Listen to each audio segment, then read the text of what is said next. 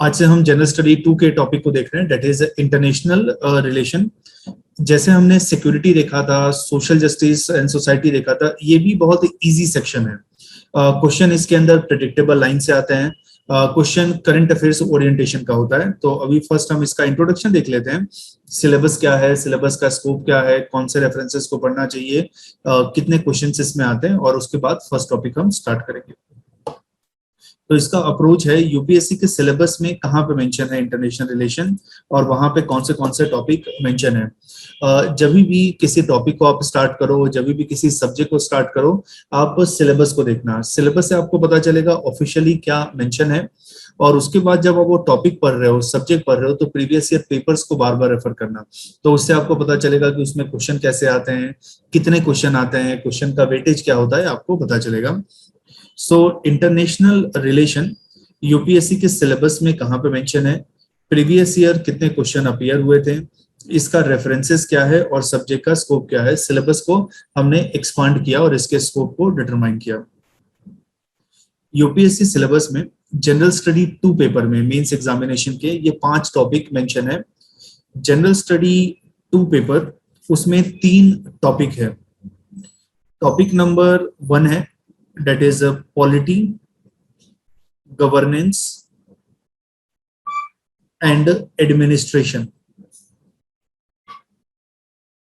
ये major portion है general study 2 का। Almost you can say 120 to 150 marks ये पॉलिटी, गवर्नेंस एंड एडमिनिस्ट्रेशन से आता है। उसके बाद दूसरा सेक्शन इसके अंदर है सोशल जस्टिस, जो ऑलरेडी हमने आगे डिस्कस कर लिया। थर्ड इसके अंदर सेक्शन है international relation. So international relation के क्वेश्चन आप एक्सपेक्ट कर सकते हो 50 to 70 मार्क्स। सोशल जस्टिस के क्वेश्चन एक्सपेक्ट कर सकते हो 50 to 70 marks. So major portion है पॉलिटी, गवर्नेंस एंड एडमिनिस्ट्रेशन। पूरा आप सिलेबस को देखोगे तो सिलेबस में कैसा है कि जनरल स्टडी 1 का पेपर है, उसमें history and geography major portion है, सोसाइटी माइनर पोर्शन है। जनरल स्टडी 2 में polity, governance and administration major portion है, IR, social justice minor portion है। जनरल स्टडी 3 के अंदर इकोनॉमी मेजर पोर्शन है, economy and development, and then society, security, then environment, ये सब माइनर पोर्शन है। Science and technology minor portion है। तो 50 to 70 मार्क्स का क्वेश्चन एवरी ईयर आप एक्सपेक्ट कर सकते हैं इंटरनेशनल रिलेशन सेक्शन से। 250 मार्क्स का पेपर होता है। तो around 20-30% of paper you can expect from international relation. Question का नेचर बहुत इजी होता है। लास्ट 3-4 महीने के आप न्यूज को फॉलो करोगे, जो भी इंटरनेशनल इवेंट हो रहे हैं, इंटरनेशनल इश्यूज है, कोई कंट्री न्यूज में है, उसके बारे में अच्छे से आप इंफॉर्मेशन कलेक्ट कर लेंगे। That is more than enough. So first है इंडिया एंड नेबरहुड रिलेशन। इसमें टॉपिक यूपीएससी में मेंशन है। हमने सिक्योरिटी में देखा था 2 टाइप का नेबरहुड होता है। एक होता है इमीडिएट नेबरहुड, दूसरा होता है एक्सटेंडेड नेबरहुड। इमीडिएट नेबरहुड जिसके साथ हम लैंड बॉर्डर शेयर कर रहे हैं, नेपाल के साथ, भूटान के साथ, पाकिस्तान के साथ, म्यांमार के साथ। एक्सटेंडेड नेबर जिसके साथ हम वाटर शेयर करते हैं, जैसे इंडिया और ईरान के बीच में लैंड नहीं है बट वाटर का बाउंड्री है। सेम इंडिया ओमान के बीच में, इंडिया सऊदी अरेबिया के बीच में। इंडिया का 50% of energy Indian diplomats, ministry of external affairs का, वो कंसंट्रेटेड है नेबरहुड रिलेशन को मैनेज करने में। और भी ज्यादा मैं स्पेसिफिक होकर कहूँ तो साउथ एशिया को मैनेज करने के लिए मैं ये कहूँ कि साउथ एशिया में जितने भी चैलेंजेस हैं, अगर वो सॉल्व हो जाते हैं इंडिया के पर्सपेक्टिव से, वेस्ट एशिया में जितने भी प्रॉब्लम है वो सॉल्व हो जाता है इंडिया के पर्सपेक्टिव से, तो इंडियन डिप्लोमेट्स के पास कुछ काम ही नहीं बचेगा, क्योंकि ये 2 मेजर रीजन है जहां पे हमारा एनर्जी कंसंट्रेट होता है।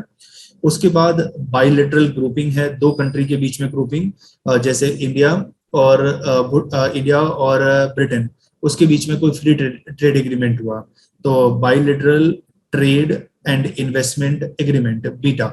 तो ये 2 कंट्री के बीच में ट्रेडिंग है, इंडिया और ब्रिटेन के बीच में। फिर रीजनल ग्रुपिंग है, जैसे SAARC, South Asian Association of Regional Cooperation, इसमें साउथ एशियन कंट्री है, 8 कंट्री का ग्रुप है। Global grouping like United Nation में 193 कंट्रीज का पार्ट है। So bilateral, regional and global grouping. हमें वर्ल्ड के सारे ग्रुपिंग को नहीं पढ़ना है, हमें उस ग्रुपिंग को पढ़ना है जो न्यूज में है, उस ग्रुपिंग को पढ़ना है जिसका इंडिया पार्ट है। हमें क्या करना है, इंटरनेशनल रिलेशन को इंडियन कंटेक्स्ट में देखना है। एंड एग्रीमेंट, एग्रीमेंट जैसे क्योटो प्रोटोकॉल हुआ, पेरिस एग्रीमेंट हुआ। सो बायलैटरल रीजनल ग्लोबल ग्रुपिंग और एग्रीमेंट इन्वॉल्विंग इंडिया और अफेक्टिंग इंडिया इंटरेस्ट। सो इंटरनेशनल रिलेशन अगर हम देखते हैं तो 193 कंट्री पूरे वर्ल्ड में है।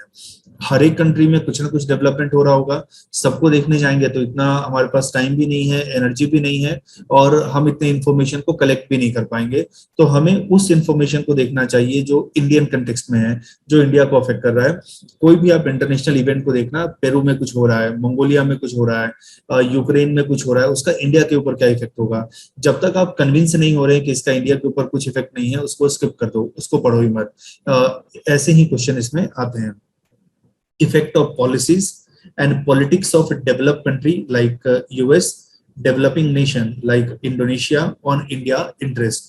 जैसे कि यूएस ने H1B वीजा रेस्ट्रिक्ट कर दिया, उसने कहा कि अब हम H1B वीजा इंडियंस को नहीं देंगे या कम देंगे, तो उससे इंडियन ना माइग्रेट होके वहां पे जॉब के लिए नहीं जा पाएंगे।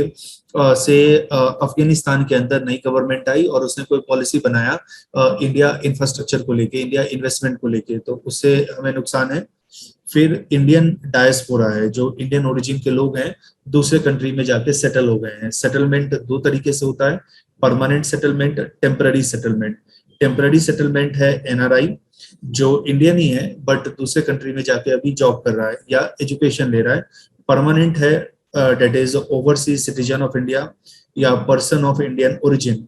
उसके पेरेंट्स इंडियन थे, उसके ग्रैंड पेरेंट्स इंडियन थे, और अब वो उस दूसरे कंट्री में जाके सेटल हो गया है। जैसे अभी यूएस की वाइस प्रेसिडेंट है कमला हैरिस, तो उनके पेरेंट इंडियन ओरिजिन के हैं, अभी वहां पे जाके वो सेटल हो गई है। तो इंडियन डायस्पोरा, परमानेंट, टेम्पररी, कैसे हम इनको यूज करके और दूसरे कंट्री में अपने एजेंडा को फुलफिल कर सकते हैं, दूसरे कंट्री के अंदर लॉबिंग कर सकते हैं ताकि हमारा डिमांड फुलफिल हो। Important international institution, agencies and fora, उनका स्ट्रक्चर क्या है, उनका मैंडेट क्या है। तो ये 5 टॉपिक मेंशन है जनरल स्टडी 2 के अंदर। अब इसको एक्सपांड करके आगे हम देखते हैं क्वेश्चन कैसे आते हैं। 250 मार्क्स का जनरल स्टडी 2 का पेपर है, उसके अंदर हाईएस्ट नंबर ऑफ क्वेश्चन 2013 में आया था 80 मार्क्स का, देन 2014 में 62.5, और उसके बाद कंसिस्टेंटली फ्रॉम लास्ट 6 मेंस 2015 से 2020 के बीच में 50 मार्क्स के क्वेश्चन आ रहे हैं, which is 50 marks out of 250, it is 20% of paper. Question इसमें ऐसा आता है, 2 क्वेश्चन होता है 10 मार्क्स का, जिसको आपको 150 वर्ड्स में लिखना है। देन उसके बाद 2 क्वेश्चन होगा 15 मार्क्स का, और जिसको आपको 250 वर्ड्स में लिखना है। सो 2 + 2 टोटल 4 क्वेश्चन एग्जाम में अपीयर होता है। ये मैं आगे बताता हूँ पायल, आपने जो क्वेश्चन पूछा। सो 50 marks out of 250 international relation के लिए आता है। यहाँ पे मिस्टेक है, this will be general study 2, 3 नहीं। अब इसके लिए रेफरेंसेस हम क्या क्या रेफर कर सकते हैं, तो करंट अफेयर्स में न्यूज़पेपर को आप पढ़ सकते हो, इंडियन एक्सप्रेस को, द हिंदू को। इसके एडिटोरियल पे फोकस करना, जैसे नेपाल में प्रॉब्लम है उसके ऊपर किसी ने आर्टिकल लिखा, मालदीव्स में प्रॉब्लम है उसके ऊपर किसी ने आर्टिकल लिखा, तो उसमें से आप नोट्स बना लेना। इसमें सबसे इकोनॉमिक्स में और इंटरनेशनल रिलेशन में सबसे मेजर पोर्शन क्या है नोट्स बनाने का, नोट्स को आपको कॉन्स्टेंटली अपडेट करना होगा। जैसे अफगानिस्तान के सिचुएशन को आपने अप्रैल में एनालिसिस किया, अफगानिस्तान के सिचुएशन को अभी एनालिसिस करो अगस्त में, बहुत ज्यादा डिफरेंस आ गया, क्योंकि वहां पे गवर्नमेंट कोई और है, अब गवर्नमेंट कोई और आ गई है, उनके रूल्स एंड रेगुलेशन चेंज होंगे, पूरा का पूरा डायनामिक चेंज हो जाएगा। तो यहाँ पे जब आप नोट्स बनाते हो तो नोट्स को कॉन्स्टेंटली अपडेट करना पड़ेगा आपको। तो मैं क्या करता हूँ कि जैसे मैंने इंडो नेपाल रिलेशन के ऊपर नोट्स बनाया, तो मैं बहुत सारा स्पेस वहां पे खाली छोड़ देता हूँ, और फिर फ्यूचर में मैं क्या करूंगा कि फिर और कोई इन्फॉर्मेशन आएगा तो वहां पे अपडेट कर दूंगा। नया कॉन्स्टिट्यूशन बना, नया गवर्नमेंट बना, या इंडिया को लेके उसका स्टैंड चेंज हुआ, तो इंडियन एक्सप्रेस, द हिंदू के एडिटोरियल्स को पढ़ना, वहां से आपको इन्फॉर्मेशन मिल जाएगा। द हिंदू के अंदर संडे को एक फॉरेन अफेयर्स के लिए डेडिकेटेड पेज है, तो वहां पे जो इंपॉर्टेंट इशू है वर्ल्ड ओवर उसको वो कवर करते हैं, तो उसको भी आप देख लेना। उसके बाद idsa.in वेबसाइट जो सिक्योरिटी के लिए हमने रेफर किया था, वो सेम IR के लिए भी एप्लीकेबल है। प्लस एक मैगजीन है वर्ल्ड फोकस, बहुत ही अच्छी मैगजीन है। बट इस मैगजीन का प्रॉब्लम है कि इस मैगजीन में जितना इन्फॉर्मेशन है, हार्डली हमारे काम का 5% इन्फॉर्मेशन होता है, 95% वेस्ट है। तो अगर हम इसको पढ़ेंगे तो हमारा टाइम बहुत वेस्ट होगा और कुछ कॉन्क्रीट निकलेगा ही नहीं। जैसे क्लाइमेट चेंज है, उसके ऊपर 200 पेज का मैगजीन इन्होंने निकाल दिया। नेपाल है, उसके ऊपर 250 पेज का मैगजीन निकाल दिया। हम इतना जान के क्या करेंगे, हमारे लिए तो काम का नहीं है। तो इसका मंथ ईयर के एंड में नवंबर में और दिसंबर में इसका एनुअल इशू आता है। और एनुअल इशू वॉल्यूम 1 नवंबर में, एनुअल इशू वॉल्यूम 2 दिसंबर में। तो ये हमारे काम का है। तो पूरे साल में जो इंपॉर्टेंट इवेंट हुआ है उसका एक कंपाइलेशन होता है। तो आप चाहो तो इसको रेफर कर सकते हो, बट कॉस्ट बेनिफिट उतना ठीक नहीं है। तो जब ईयर एंड होगा तो इसका कंपाइलेशन मैं आपको प्रोवाइड कर दूंगा। तो उससे, और उसके अंदर भी जितने इंफॉर्मेशन होते हैं नवंबर दिसंबर में, उसमें से भी 50% को हम कट शॉर्ट कर सकते हैं। जैसे कंबोडिया में कुछ हो रहा है, पेरू में कुछ हो रहा है, वेनेजुएला में हो रहा है, वो हमारे काम का नहीं है। तो यू कैन से ये एक काम का है। तो इसका जब ईयर एंड होगा तो मैं आपको कंपाइलेशन दे दूंगा and then you can read. अब सब्जेक्ट का स्कोप क्या है, तो इसको हम समझते हैं। सबको वाइड स्क्रीन दिख रहा है ऑनलाइन? No sir. अच्छा, नहीं दिख रहा किसी को? Yes sir. ओके ओके, ठीक है। तो सब्जेक्ट का स्कोप देखते हैं। तो इसमें हमें देखना है इंडिया रिलेशन विथ कौन से रीजन में, कौन से कंट्री में इंडिया का रिलेशन क्या है। तो इंटरनेशनल रिलेशन जब स्टार्ट करो, सबसे पहले आप देखो इंडिया का फॉरेन पॉलिसी क्या है, विच मीन्स इंडिया का स्ट्रेंथ क्या है, इंडिया का वीकनेस क्या है, हिस्टोरिकली हम किसी और कंट्री के साथ कैसे रिलेट करते हैं। नेपाल के साथ हमारे हिस्टोरिकल रिलेशन क्या है, पाकिस्तान के साथ क्या हिस्टोरिकल रिलेशन है, म्यांमार के साथ क्या है। तो इंडिया का फॉरेन पॉलिसी क्या है फर्स्ट। दूसरा हमारा फोकस एरिया होना चाहिए इंडिया का नेबरहुड। इंडिया का नेबरहुड जो सिलेबस के अंदर भी मेंशन है। नेबरहुड में सबसे पहले आप देखो साउथ एशिया को, क्योंकि इंडिया साउथ एशिया का पार्ट है। बांग्लादेश, पाकिस्तान, अफगानिस्तान, मालदीव, श्रीलंका, नेपाल, भूटान, हम साउथ एशिया के पार्ट हैं। उसके बाद नेक्स्ट इंपॉर्टेंट रीजन एशिया में हमारे लिए है West Asia, Gulf region, Iran, Saudi Arabia, Oman, Qatar. क्योंकि इंडिया का सिक्योरिटी, इंडिया का एनर्जी सिक्योरिटी, पेट्रोलियम, डीजल हम वहां से लेते हैं, नेचुरल गैस। उसके बाद इंडिया के लिए इंपॉर्टेंट एरिया है ईस्ट एशिया, जापान के साथ, कोरिया के साथ हमारे बहुत अच्छे रिलेशन है, साउथ कोरिया के साथ। उसके बाद आता है South East Asia, that is Thailand, Indonesia, Myanmar, Cambodia. और उसके बाद आता है Central Asia, Central Asia that is Turkmenistan, Mongolia, Kazakhstan, Uzbekistan, ये सारे कंट्री हैं। जब आप इन सारे रीजन को देख रहे हो तो इसमें तीन चीजों को देखना है। फर्स्ट, यहाँ पे कुछ ग्रुप हैं, यहाँ पे कुछ ऑर्गेनाइजेशन है। जैसे साउथ ईस्ट एशिया में एशियान ऑर्गेनाइजेशन है, सेंट्रल एशिया में एससीओ ऑर्गेनाइजेशन है, साउथ एशिया में सार्क ऑर्गेनाइजेशन है। दूसरा, कुछ कंट्रीज जिनके साथ इंडिया के रिलेशन बहुत अच्छे हैं। एंड प्लस यहाँ पे इशू क्या है, जैसे श्रीलंका में तमिलियन इशू है, नेपाल के अंदर उसका कॉन्स्टिट्यूशन बन रहा है, म्यांमार के अंदर रिफ्यूजी का क्राइसिस है, म्यांमार में मिलिट्री अभी रूल कर रही है, अफगानिस्तान में अभी गवर्नमेंट चेंज हुआ और वो गवर्नमेंट पास्ट में एक टेररिस्ट ग्रुप था जो अभी रूल कर रहा है। तो ग्रुप, ऑर्गेनाइजेशन, कंट्री, इशू, इसको हमें देखना है। उसके बाद थर्ड हमारा प्रायोरिटी होना चाहिए इंडिया का रिलेशन P5 कंट्री के साथ कैसा है। P5 कंट्री वर्ल्ड के पावरफुल कंट्री, इसमें यूनाइटेड नेशन सिक्योरिटी काउंसिल के 5 मेंबर हैं, that is permanent member. US है, यूके है, चाइना है, रशिया है एंड फ्रांस है। इसके अंदर ये तीन इंपॉर्टेंट मेंबर है, यूएस, चाइना और रशिया। फ्रांस और यूके, उनका पावर धीरे धीरे अब डिमिनिश हो रहा है, धीरे धीरे कम हो रहा है, P5 मेंबर। उसके बाद नेक्स्ट हमारा फोकस एरिया होना चाहिए ग्लोबल बॉडीज के ऊपर, जैसे यूनाइटेड नेशन है, WTO है, WHO है, वर्ल्ड बैंक है, इंटरनेशनल मॉनेटरी फंड है। उसमें इंडिया का रिलेशन कैसा है उस ऑर्गेनाइजेशन के साथ। उसके बाद आएगा मल्टीलेटरल ऑर्गेनाइजेशन,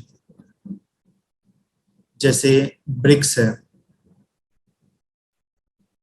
या जैसे एससीओ है, या अफ्रीकन यूनियन है, तो इनके साथ हमारा रिलेशन कैसा है। तो इस ऑर्डर में हमें पढ़ना है, first, second, third, fourth, fifth. फिर सिक्स हमारे लिए है जो ग्लोबल इश्यूज हैं, उसके ऊपर हमारा स्टैंड क्या है, टेररिज्म के ऊपर हमारा स्टैंड क्या है, क्लाइमेट चेंज के ऊपर स्टैंड क्या है, ट्रेड वार के ऊपर स्टैंड क्या है, करेंसी वार के ऊपर स्टैंड क्या है, न्यूक्लियर डिसार्ममेंट के ऊपर हमारा स्टैंड क्या है। सेवेंथ, जो लीस्ट इंपॉर्टेंट एरिया है, या इसको लीस्ट इंपॉर्टेंट एरिया कहना ठीक नहीं होगा क्योंकि अभी हमारे लिए इंपॉर्टेंट नहीं है, बट फ्यूचर में हो सकता है इंपॉर्टेंट हो जाए। तो इसके अंदर है अफ्रीका, इसके अंदर है लैटिन अमेरिका,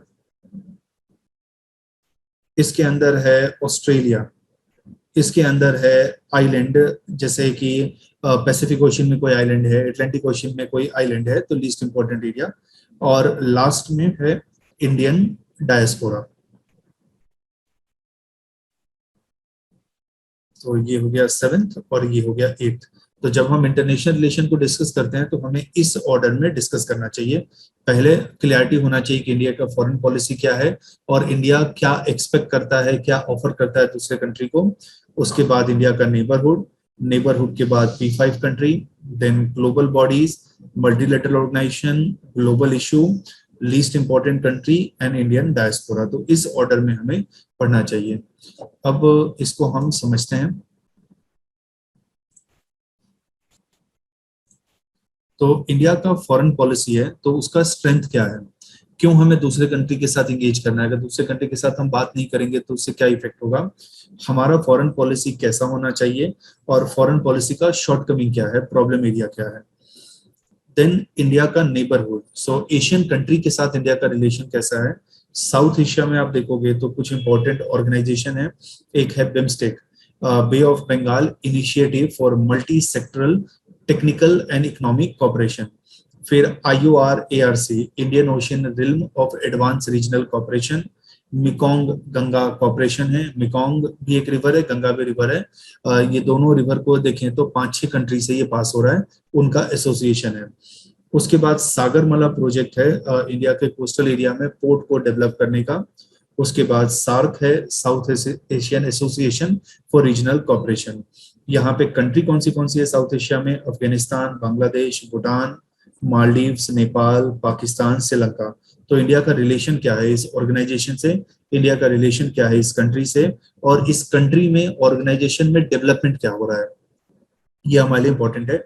उसके बाद West Asia, West South Asia के लिए हमारे पास एक पॉलिसी है, उस पॉलिसी का नाम है नेबरहुड फर्स्ट पॉलिसी, कि हमें सबसे पहले कंसंट्रेट करना चाहिए अपने इमीडिएट नेबरहुड में। इंडिया के former prime minister Atal Bihari Vajpayee ने एक बार कहा था, you can change your friend, you can change your enemy, but you can not change your neighbour. हम जहां पे हैं उसको तो चेंज नहीं कर सकते, तो उसके साथ अच्छा रिलेशन रखना ही चाहिए हमें। उसके बाद वेस्ट एशिया के लिए हमारे पास पॉलिसी है लुक वेस्ट पॉलिसी। यहाँ पे इंपॉर्टेंट ऑर्गेनाइजेशन है Gulf Cooperation Council, then Organisation of Islamic State, Organisation of Petroleum Exporting Country. Significant country है यहाँ पे ईरान, इजराइल पैलेस्टीन इशू, यहाँ पे के बहुत ही सिग्निफिकेंट इशू है। सीरिया, इराक और यमन, यहाँ पे अभी सिविल वॉर चल रहा है। सऊदी अरेबिया भी एक इम्पोर्टेंट कंट्री है, वो मिस कर गया लिखना में। उसके बाद ईस्ट एशिया आता है, तो उसके लिए हमारी पॉलिसी है, उसका नाम है एक्ट ईस्ट पॉलिसी। वहां पे साउथ चाइना सी के अंदर डिस्प्यूट है, चाइना वर्सेस अदर कंट्री।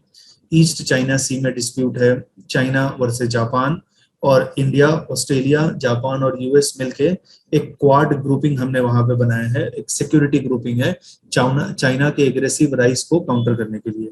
फिर यहाँ पे सिग्निफिकेंट कंट्री है जापान, जिसके साथ इंडिया अच्छे रिलेशन मेंटेन करता है। साउथ ईस्ट एशिया के अंदर एशियान ऑर्गेनाइजेशन है, Association of South East Asian Nation, ASEAN plus 6 country, ये ईस्ट एशिया समिट है। एशियान +6 कंट्री के अंदर Japan, South Korea, India, Australia, शायद चाइना भी उसका है, तो ये 6 कंट्री मिलके ईस्ट एशिया समिट बन जाता है। साउथ ईस्ट एशिया में सबसे इंपॉर्टेंट कंट्री हमारे लिए है म्यांमार, क्योंकि उसके साथ हम लैंड बॉर्डर शेयर करते हैं। देन सेंट्रल एशिया के लिए हमारे पास पॉलिसी है कनेक्ट सेंट्रल एशिया पॉलिसी। वहां पे इंपॉर्टेंट ऑर्गेनाइजेशन है Shanghai Cooperation Organisation, Commonwealth of Independent State and Eurasian Economic Union. जैसे यूरोपियन यूनियन है, वैसे ही ईईयू है, यूरेशियन इकोनॉमिक यूनियन है यहाँ पे। उसके बाद P5 कंट्री के साथ इंडिया का रिलेशन क्या है, बिकॉज ये 5 कंट्री वर्ल्ड में मेजर रोल प्ले करते हैं डिसीजन मेकिंग में, तो उसके साथ इंडिया का रिलेशन क्या है, US, Russia, China, UK, France. उसके बाद global body like United nation है, या सस्टेनेबल डेवलपमेंट गोल है, इंटरनेशनल मॉनेटरी फंड है, वर्ल्ड बैंक है, इंटरनेशनल क्रिमिनल कोर्ट है, वर्ल्ड ट्रेड ऑर्गेनाइजेशन है, और अभी लास्ट 1.5 ईयर से WHO का नाम हम बहुत सुन रहे हैं बिकॉज ग्लोबल पेंडेमिक का आउटब्रेक है। मल्टीलेटरल बॉडी ब्रिक्स है, इप्सा है। ब्रिक्स में Brazil, Russia, India, China, South Africa. IBSA में India, Brazil, South Africa. BIMSTEC, IOR, ARC आगे हमने देखा था। नॉन अलाइन मूवमेंट है, जब कोल्ड वॉर चल रहा था तो इंडिया ने कहा था कि नाइदर हम यूएस के साथ अलाइन करेंगे, नाइदर यूएसएसआर के साथ अलाइन करेंगे, और हम एक ऐसा पॉलिसी बनाएंगे जो दोनों से इक्वल डिस्टेंस मेंटेन करेंगे। दैट्स व्हाई इंडिया को थर्ड वर्ल्ड कंट्री कहा जाता है, क्योंकि first world country capitalist country है, उसके साथ इंडिया अलाइन नहीं हुआ। Second world country communist country है, उसके साथ हम अलाइन नहीं हुए। देन SCO है। उसके बाद इन्वायरमेंट के अंदर अपने नीड्स को पुश करने के लिए, अपने व्यू पॉइंट को पुश करने के लिए ब्राजील, साउथ अफ्रीका, इंडिया और चाइना, उन्होंने ग्रुपिंग बनाया है जिसका नाम है बेसिक। फिर रशिया, इंडिया, चाइना का एक ग्रुपिंग है RIC। फिर चोगम है that is a Commonwealth head of government meeting, तो इसको चोगम कहते हैं। तो जिस जिस कंट्री को ब्रिटिशर ने रूल किया है वो कॉमनवेल्थ कंट्री है। 2 ग्रुपिंग है, एक है कॉमनवेल्थ ऑफ नेशन, ये वो कंट्री है जिसको ब्रिटिशर ने रूल किया है पास्ट में, इंडिया, ऑस्ट्रेलिया, कनाडा। दूसरा है Commonwealth of Independent state, Russia के लीडरशिप में ये ग्रुपिंग बना है कॉमनवेल्थ को काउंटर करने के लिए। तो दोनों का नाम कॉमनवेल्थ है, बट एक ब्रिटेन के साथ लिंक है कैपिटलिस्ट वर्ल्ड, और दूसरा लिंक है रशिया के साथ कम्युनिस्ट वर्ल्ड के साथ। फिर अफ्रीकन यूनियन, इसके टोटल 54 मेंबर हैं। यूनाइटेड नेशन के अंदर 193 मेंबर है, और यूनाइटेड नेशन के बाद ये सेकंड ऐसा ऑर्गेनाइजेशन है जिसका लार्जेस्ट मेंबरशिप है। तो वर्ल्ड का second largest organisation after United Nation, that is African Union. Then European Union, पहले इसमें 28 मेंबर्स थे, अब यूके इसमें से निकल गया तो अब 27 मेंबर है। फिर इंडिया का रिलेशन अफ्रीका के साथ कैसा है, लैटिन अमेरिका के साथ कैसा है, ऑस्ट्रेलिया के साथ कैसा है, आइलैंड नेशन के साथ क्या है, और आर्टिक सी को कंजर्व करने के लिए 8 कंट्री का ग्रुपिंग है आर्टिक काउंसिल, उसके साथ इंडिया का रिलेशन कैसा है। उसके बाद इंपॉर्टेंट ग्लोबल इशू है, जैसे क्लाइमेट चेंज हुआ, वहां पे इंडिया का क्या स्टैंड है, इंडिया कैसे क्लाइमेट चेंज को रोकने के लिए वर्क कर रहा है। इंटरनेट को गवर्न करने के लिए कौन इंटरनेट को गवर्न करेगा, जैसे बहुत सारे कोर्ट में जजमेंट चल रहा था और उन्होंने ऑब्जर्वेशन भी दिया है कि एक्सेस टू इंटरनेट ये हमारा एक बेसिक फंडामेंटल राइट है। अगर आज मैं इंटरनेट को एक्सेस नहीं कर पा रहा हूँ तो बहुत सारे इंफॉर्मेशन, बहुत सारे सर्विसेज से मैं डिप्राइव हो जाता हूँ। न्यूक्लियर डिसआर्मेंट है, अभी एक सबसे वरिंग हमारे लिए सिचुएशन है, बहुत सारे कंट्रीज न्यूक्लियर वेपन को एक्वायर कर रही है। बहुत सारे कंट्री, बहुत सारे रीजन में न्यूक्लियर वेपन हो जाएगा तो उससे प्रॉब्लम ये होगा कि नियर फ्यूचर में अगर थर्ड वर्ल्ड वॉर हुआ तो there will be no winner, क्योंकि जो विनर है उसके वहां भी डेथ होगा, लूजर है उसके वहां भी डेथ होगा। से नॉर्थ कोरिया यूएस पे न्यूक्लियर बॉम्ब थ्रो करता है, यूएस भी इसके ऊपर थ्रो कर देगा, दोनों जगह पे डिस्ट्रक्शन होगा। तो कैसे हम न्यूक्लियर वेपन को खत्म करें। टेररिज्म है, और टेररिज्म का डेफिनेशन बहुत सब्जेक्टिव है। कुछ ग्रुप किसी कंट्री के लिए टेररिस्ट है और दूसरे कंट्री के लिए वो फ्रीडम फाइटर या सोशल वर्कर हो सकता है। 2015 से अभी तक हम देखें 20 कंट्रीज ने अपने करेंसी को डीवैल्यू किया है अपने एक्सपोर्ट को प्रमोट करने के लिए, और इसमें सिग्निफिकेंट कंट्री है इंडोनेशिया है, ब्राजील है, टर्की है, साउथ अफ्रीका है, चाइना है। इन्होंने अपनी करेंसी को डिवैल्यू किया है। वैसे ही ट्रेड वार भी है, कि अपने ट्रेड को प्रमोट करने के लिए कंट्रीज बहुत सारे गलत एंटी कम्पिटिटिव मेजर में पार्टिसिपेट करती है। फिर इंटेलेक्चुअल प्रॉपर्टी राइट है, जैसे कि मेरे दिमाग से कुछ इन्फॉर्मेशन ओरिजिनेट हुआ, कोई थॉट ओरिजिनेट हुआ, तो मैं ही कमर्शियल यूज कर सकता हूँ, कोई और कमर्शियल यूज नहीं कर सकता है। उसके बाद डबल टैक्सेशन अवॉइडेंस एग्रीमेंट है, हमने मनी लॉन्ड्रिंग में देखा था। इस एग्रीमेंट को मॉरिशस, सिंगापुर, कैमन आइलैंड के लोग यूज करते हैं मनी लॉन्डर करने के लिए। इंडिया से मनी गया और फिर वापस आता है, या फिर इसको टैक्स इवेजन के लिए यूज करते हैं। वोडाफोन को इंडिया में इन्वेस्ट करना है, नहीं, वो किसी टैक्स हेवन के थ्रू इंडिया में इन्वेस्ट करेगा। फिर ह्यूमन राइट वायलेशन है। अभी कल कुछ अफगान सिटीजन, वो लोग एक ग्रुपिंग है यूनाइटेड नेशन का, United nation human rights council, ये ग्रुपिंग है, उसका ऑफिस अलग अलग कंट्री में है। तो इंडिया में भी इसका ऑफिस है। तो इस ऑफिस के बाहर दिल्ली में अफगान सिटीजन ने प्रोटेस्ट किया और उन्होंने कहा कि we are people without country. Afghanistan में जो भी हो रहा है, कोई बिग पावर कुछ कमेंट नहीं कर रहा है, यूनाइटेड नेशन म्यूट स्पेक्टेटर है, वो कुछ कमेंट नहीं कर रहा है। कुछ फ्रेंडली गवर्नमेंट लाइक इंडिया वो हमें हेल्प करते हैं, हम उनको वहां से इवैक्यूएट करके इंडिया में स्पेस दे रहे हैं कि आप यहाँ पे रहो जब तक आपका प्रॉब्लम सॉल्व नहीं हो जाता है। तो ह्यूमन राइट वायलेशन ऐसे बहुत सारे कंट्री में हो रहा है, जहाँ पे आप देखोगे सिविल वार है, या जहाँ पे दो ग्रुप पावर के लिए फाइट कर रहे हैं। एक रिपोर्ट है, उस रिपोर्ट ये ऐसा कहता है कि अभी टोटल 90 मिलियन पीपल ये डिस्प्लेस्ड हैं, जो उनका कंट्री ऑफ ओरिजिन है कहीं और जाके रह रहे हैं, ऐसे रिफ्यूजी की तरह, ऐसे इंटरनली डिस्प्लेस्ड पीपल की तरह कहीं पे एसाइलम सीख कर रहे हैं। और 90 मिलियन को हम देखें तो 9 करोड़ पॉपुलेशन है इनका। अगर हम कंट्री बनाते हैं तो समवेयर अराउंड वर्ल्ड का ये 15th लार्जेस्ट कंट्री बन जाएगा, 15th पॉपुलस कंट्री बन जाएगा। तो जस्ट इमेजिन करो कि वर्ल्ड का जो 15th पॉपुलस कंट्री है, उसके पास कोई कंट्री ही नहीं है, इधर उधर घूम रहा है, कोई राइट ही नहीं है उसके पास। उसके बाद मल्टीलेटरलिज्म वर्ल्ड में प्रमोट करेंगे कि रीजनलिज्म को प्रमोट करेंगे। जैसे एशिया का जो इंटरेस्ट है, जरूरी नहीं है कि वर्ल्ड का भी इंटरेस्ट वही हो, तो हमें एशिया के इंटरेस्ट को प्रमोट करना है, साथ में वर्ल्ड के इंटरेस्ट को भी प्रमोट करना है। ऐसा ना हो कि एशिया का इंटरेस्ट प्रमोट हो बट कोई आइलैंड कंट्री को नुकसान हो, ऑस्ट्रेलिया रिच बने बट कोई अफ्रीकन कंट्री को नुकसान हो। हमें मल्टीलेटरल ऑर्गेनाइजेशन को ज्यादा स्ट्रॉन्ग बनाना चाहिए। और लास्ट में है इंडियन डायस्पोरा। तो ये पूरा सब्जेक्ट का स्कोप है। इस सब्जेक्ट के अंदर कौन से टॉपिक्स हैं और कितने क्वेश्चन आते हैं, इसमें कुछ डाउट है तो आप पूछ सकते हो, फिर हम फर्स्ट टॉपिक को स्टार्ट करेंगे।